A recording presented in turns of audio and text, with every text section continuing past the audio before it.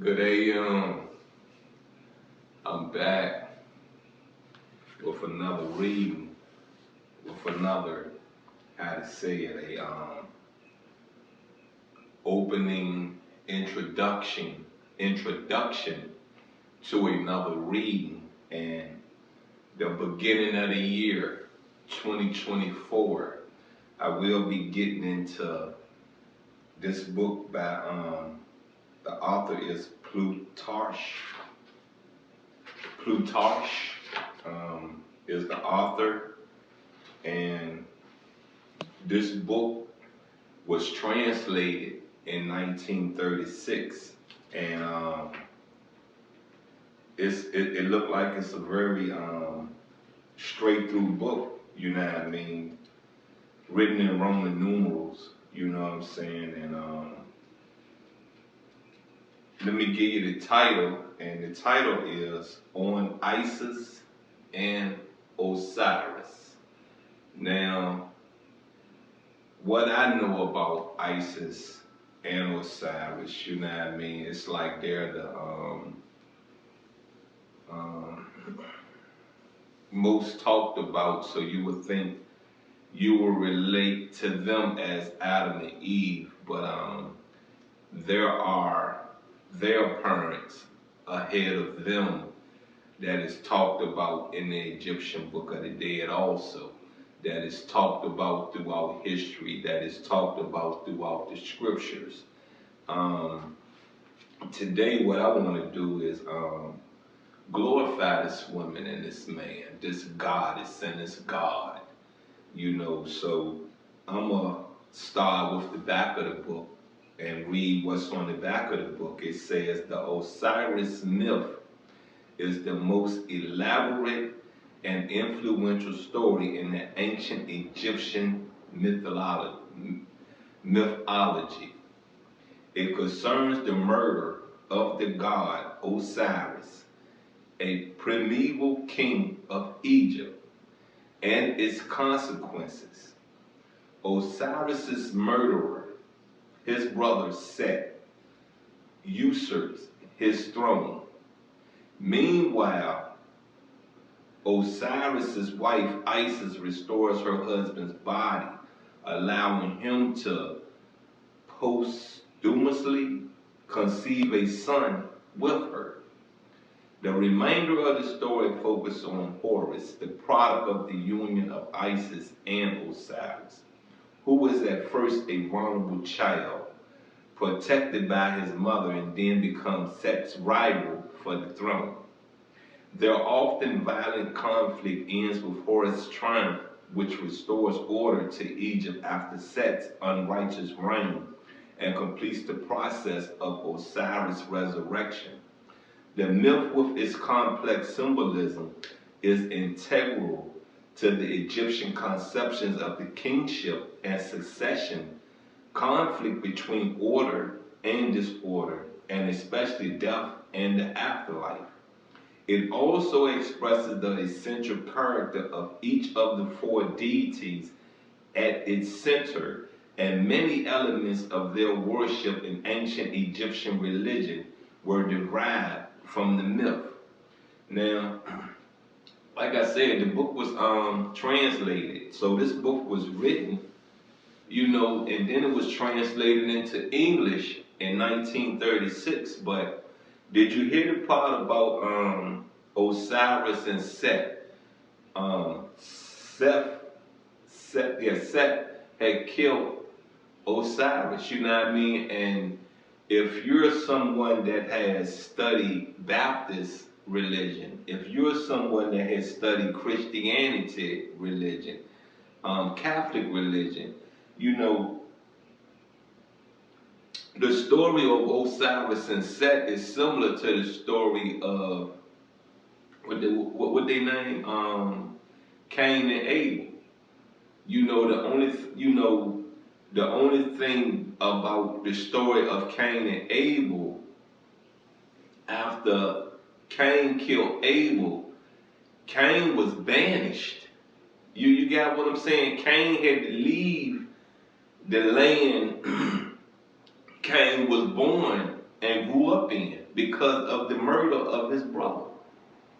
So when I say, have you viewed the teachings of Peter Hotel, and have you caught the short, the clip, or the full reading of me saying that the reason when I received the Egyptian Book of the Dead, why it was so easy to skim through? Because the stories basically was the same. I mean, they switched up the place, they switched up the names, they switched up the outcome, but I got, the Egyptian Book of the Dead out of this Holy Bible, the Old Testament. So when I say to you, what Moses took out of ancient Egypt, what Moses took out of Kemet, what Moses took from us Cushites, he took into Europe. And if you want to if you want me to better say this, he took it into the Middle East. Let me get to the next part of this. The next section says, the Osiris myth reached its basic form in or before the 24th century BC. Many of its elements originated in religious ideas, but the struggle between Horus and Set may have been partly inspired by a regional conflict in Egypt's early history of prehistory. Scholars have tried to discern the exact nature of the events that gave rise to the story, but they have reached no definitive conclusions.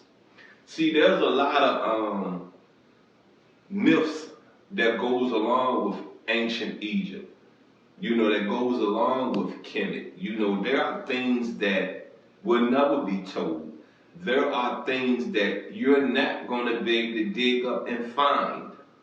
There are things that, as I explained, if you understand cultures, if you understand religion, if you understand spirituality, when we drop with Satan on this rock, the truth, you know what I mean? The truth was being forged, was being explained. Somewhere along the line, evil started to prevail. Trickery started to illuminate itself on this rock, which when Alexander the Great once again conquered Upper Africa, conquered Kemet, conquered ancient Egypt, the secrets were scattered. The secrets, the truth was scattered, was destroyed, was given to this continent, was given to that continent.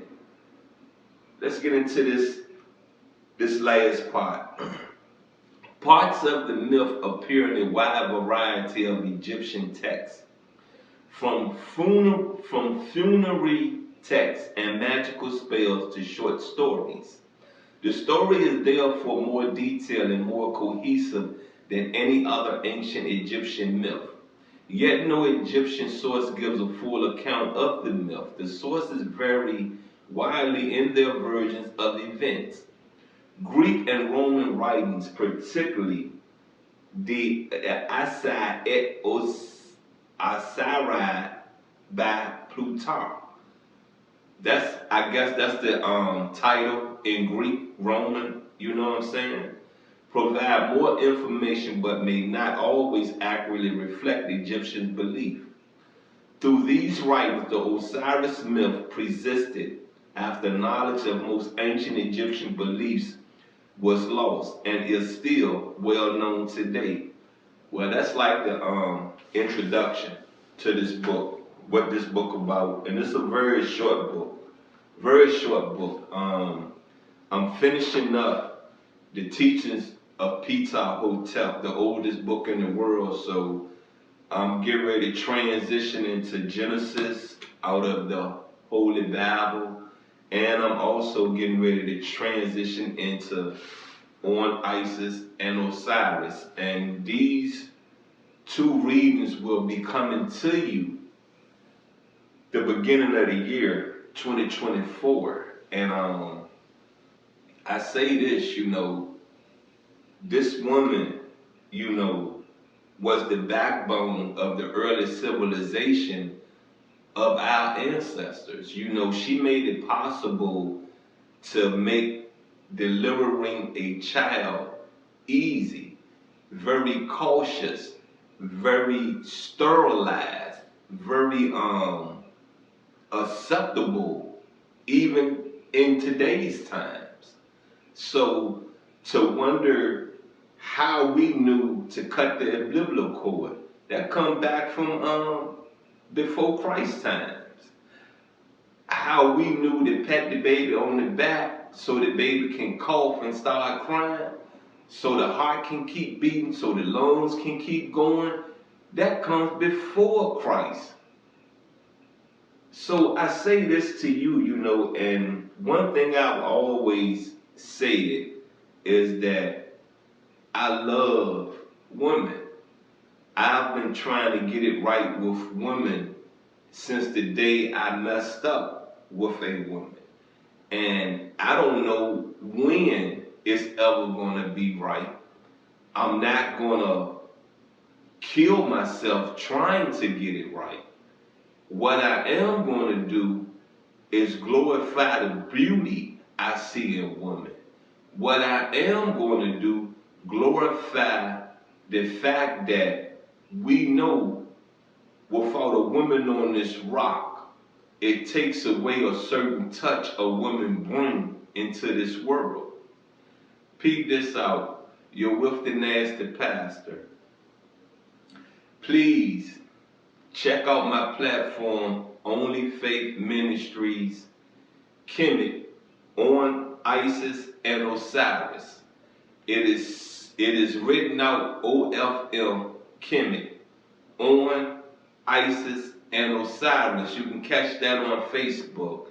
The full readings, the shorts, the clips will be on TikTok, will be on Tumblr, will be on Pinterest, will be on YouTube, So, keep following, keep coming.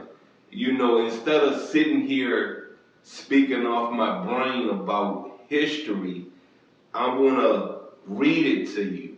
I want to give you my thoughts. I want to share with you what I know about our ancestors, about our dynasty, about our legacy.